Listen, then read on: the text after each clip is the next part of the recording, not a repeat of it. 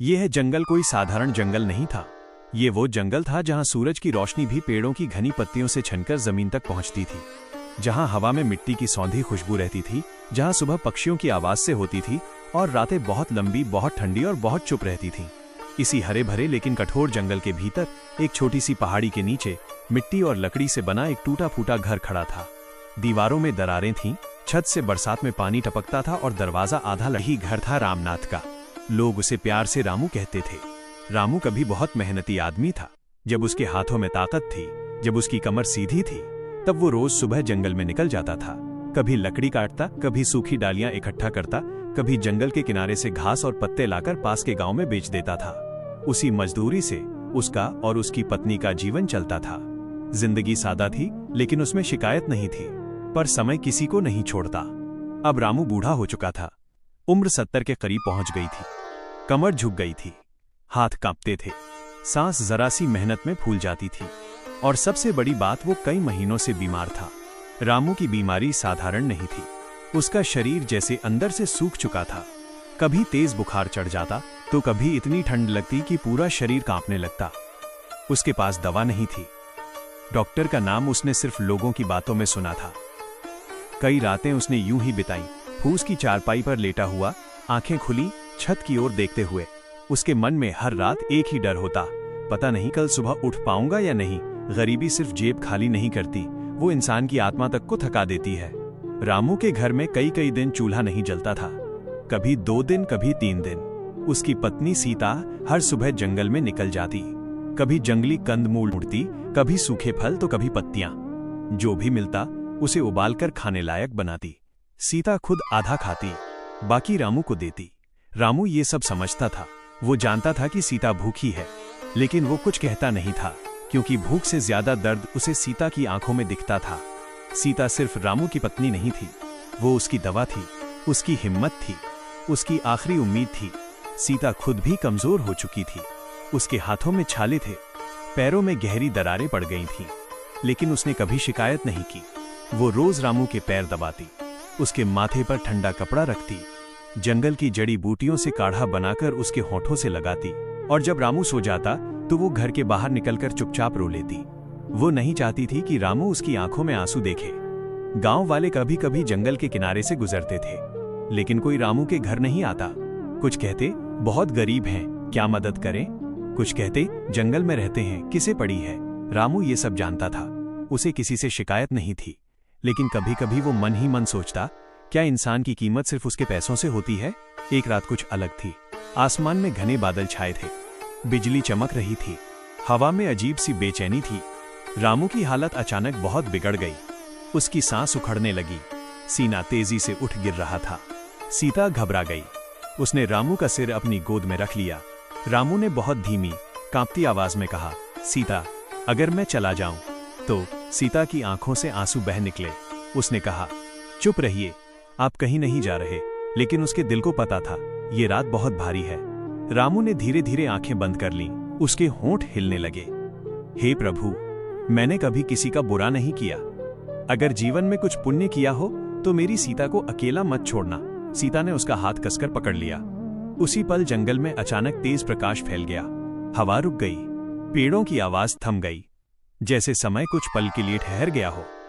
कुछ होने वाला था। तेज प्रकाश पूरे जंगल में फैल चुका था। ऐसा प्रकाश जो न आग का था न बिजली का। उस रोशनी में न गर्मी थी न जलन, बस एक अजीब सी शांति थी। सीता की आंखें खुली की खुली रह गईं। उसने रामू का हाथ नहीं छोड़ा। डर तो था, लेकिन उससे ज्यादा विश्वास था। प्रकाश के बीच धीरे धीरे एक आकृति उभरने लगी। एक साधु, लंबी जटाएं, माथे पर तेज सफेद वस्त्र और हाथ में एक पुरानी लाठी। उनके कदम जमीन को छू रहे थे, लेकिन आवाज नहीं हो रही थी, जैसे वे इस संसार के नहीं थे। साधु की गूंजती हुई आवाज जंगल में फैल गई, रामनाथ। रामू का शरीर हल्का सा कांप उठा। उसने धीरे धीरे आंखें खोली। उसने साधु को देखा और तुरंत हाथ जोड़ दिए। महाराज, मैं कौन हूं? आप यहां आए, साधु ने शांत स्वर में कहा। तू वही है जो जीवन भर टूटा लेकिन कभी झुका नहीं। सीता आगे बढ़ी। उसने भी हाथ जोड़ दिए। उसकी आवाज भर्रा रही थी। महाराज, अगर ये सपना है तो इसे सच कर दीजिए। साधु ने सीता की ओर देखा। उनकी आंखों में करुणा थी, तुमने सेवा को धर्म बना लिया बेटी।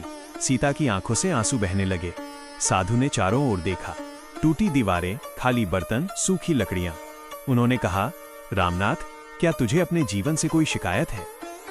रामू ने बिना सोचे जवाब दिया, नहीं महाराज, बस इतना दुख है कि मेरी बीमारी सीता पर बोझ बन गई। साधु कुछ पल चुप रहे, फिर बोले, अगर मैं तुझे धन दे दूं तो क्या तू बदल जाएगा? रामू ने सिर झुका लिया। महाराज, मैंने जीवन में भूख देखी है, अगर धन मिला तो किसी को भूखा नहीं सोने दूंगा। साधु की आंखें चमक उठीं, लेकिन उन्होंने कहा, धन से पहले एक परीक्षा होगी। अचानक प्रकाश कम हो गया, जंगल फिर से अंधेरे में डूब गया। साधु बोले, रामनाथ, कल सूरज निकलने से पहले तुझे जंगल के पार पुराने बरगद तक जाना होगा। वहां जो मिलेगा उसे बिना सवाल लौटा देना। सीता घबरा गई। महाराज, ये बीमार है? साधु ने शांत स्वर में कहा, यदि इसका मन साफ है तो शरीर रास्ता बना लेगा। इतना कहकर साधु प्रकाश में विलीन हो गए। रात फिर से शांत हो गई। सीता ने रामू की ओर देखा। उसका चेहरा अब भी कमजोर था, लेकिन आंखों में एक नई चमक थी। मैं जाऊंगा, रामू ने कहा। नहीं, सीता ने रोते हुए कहा। रामू ने उसका हाथ पकड़ा। अगर ये ईश्वर की इच्छा है तो डरने की जरूरत नहीं। सुबह होने से पहले रामू लाठी के सहारे जंगल की ओर निकल पड़ा। रास्ता कठिन था, कभी कांटे, कभी पत्थर, कभी कीचड़। हर कदम पर सांस टूटती थी, लेकिन वो चलता रहा। बरगद के पास पहुंचते पहुंचते उसका शरीर जवाब देने लगा। वहां उसे एक थैली दिखी, पुरानी, भारी। उसने उसे उठाया। अंदर सोने के सिक्के थे। उसका दिल कांप उठा। इतना धन उसने कभी नहीं देखा था। उसी पल साधु की आवाज गूंजी, लौटा दे। रामू की आंखें बंद हो गईं। उसने थैली वहीं रख दी। उसके होठों से निकला, जो मेरा नहीं, उसे छूने का अधिकार नहीं। अचानक तेज प्रकाश फैला। साधु फिर प्रकट हुए। उनके चेहरे पर संतोष था। यही उत्तर था जिसका इंतजार था। उन्होंने रामू के सिर पर हाथ रखा। एक गर्म ऊर्जा उसके पूरे शरीर में फैल गई। रामू की पीठ सीधी हो गई। हाथों की कंपकंपी रुक गई। सांस सामान्य हो गई। वो गिर पड़ा, लेकिन कमजोरी से नहीं, भावनाओं से। साधु बोले, अब यह धन तेरा है, क्योंकि तू इसका गुलाम नहीं बनेगा।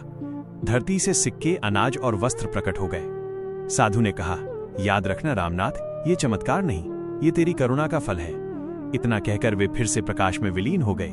रामू घर लौटा। सीता ने उसे स्वस्थ देखा तो रो पड़ी।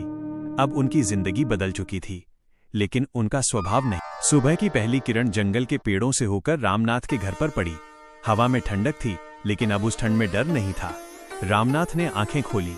शरीर में दर्द नहीं था, कमर सीधी थी, सांस गहरी और शांत थी। वो कुछ पल तक अपनी हथेलियों को देखता रहा, मानो ये विश्वास करने की कोशिश कर रहा हो कि ये सब सच है। सीता जाग चुकी थी। उसकी नजर जैसे ही रामनाथ पर पड़ी, वो ठिठक गई। आप ठीक हैं? उसकी आवाज कांप रही थी। रामनाथ ने मुस्कुराकर सिर हिलाया। सीता फूट फूट कर रो पड़ी। वो उसके पैरों में बैठ गई। भगवान ने हमें देख लिया, वो बार बार यही दोहराती रही। घर के कोने में अब अनाज भरा हुआ था। बर्तन खाली नहीं थे, कपड़े साफ और नए थे। लेकिन रामनाथ की नजर सबसे पहले जंगल के बाहर जाती थी। वो जानता था इस जंगल में उस जैसे और भी लोग हैं। उसी दिन रामनाथ ने लाठी उठाई और सीता से कहा, मैं अकेला नहीं खा सकता जब बाकी भूखे हों। सीता ने बिना कुछ कहे थाली रख दी। उसकी आंखों में डर नहीं, गर्व था। रामनाथ जंगल में निकला। जहां कभी वो कमजोर शरीर से लकड़ी ढोता था, आज वही रास्ते उसे मजबूत कदमों से स्वीकार कर रहे थे। उसने सबसे पहले एक बूढ़ी औरत को देखा जो पेड़ के नीचे बैठी कांप रही थी। रामनाथ ने उसे खाना दिया। वो रो पड़ी। बेटा, भगवान तुझे सुख दे। रामनाथ का सिर झुक गया। धीरे धीरे लोगों को पता चलने लगा कि जंगल में एक बदला हुआ आदमी रहता है। जो खुद गरीब था, वो अब दूसरों का सहारा बन रहा था। रामनाथ ने जंगल के बीच एक छोटा सा आश्रय बनवाया, बीमारों के लिए, भूखों के लिए। सीता वहां सबकी मां बन गई। वो जड़ी बूटियां बनाती, घाव धोती और सबको अपने हाथों से खाना खिलाती। कुछ लोग पूछते, तुम अमीर हो गए फिर भी जंगल में क्यों रहते हो? रामनाथ मुस्कुरा देता, क्योंकि यही भगवान ने मुझे इंसान बनाया। समय बीतता गया। घर अब पक्का हो गया था, लेकिन दरवाजा हमेशा खुला रहता था, किसी के लिए भी। एक शाम रामनाथ अकेला बैठा सूरज को ढलते देख रहा था। हवा में वही पुरानी खुशबू थी। उसे साधु की आवाज याद आई, ये चमत्कार नहीं, करुणा का फल है। रामनाथ ने आंखें बंद कर लीं। सीता उसके पास आकर बैठ गई। अगर वो साधु फिर आए, सीता बोली। रामनाथ मुस्कुराया, तो मैं उनसे कुछ नहीं मांगूंगा। क्यों? सीता ने पूछा। रामनाथ ने धीरे से कहा, क्योंकि सब कुछ मिल चुका है। जंगल आज भी हरा है, पक्षी आज भी गाते हैं, हवा आज भी बहती है। लेकिन अब उस जंगल में एक कहानी बहती है, एक बूढ़े गरीब बीमार मजदूर की कहानी, जो अमीर हुआ लेकिन सबसे पहले इंसान बना। दोस्तों, आपको ये कहानी कैसी लगी, ये हमें कमेंट में जरूर बताइए। इस वीडियो को लाइक करना न भूलें। इस कहानी को अपने दोस्तों और परिवार के साथ शेयर जरूर करें। ऐसे ही शिक्षाप्रद भावनात्मक कहानी सुनाने के लिए हमारे चैनल आकाश ऑफिशियल मूवीज को सब्सक्राइब जरूर करें और बेल आइकन जरूर दबा दें, ताकि ऐसी ही नई कहानी आप तक सबसे पहले पहुंचे। आपका छोटा सा कमेंट और लाइक हमारे वीडियो को और बेहतर लाने के लिए प्रेरणा और ताकत देता है। धन्यवाद।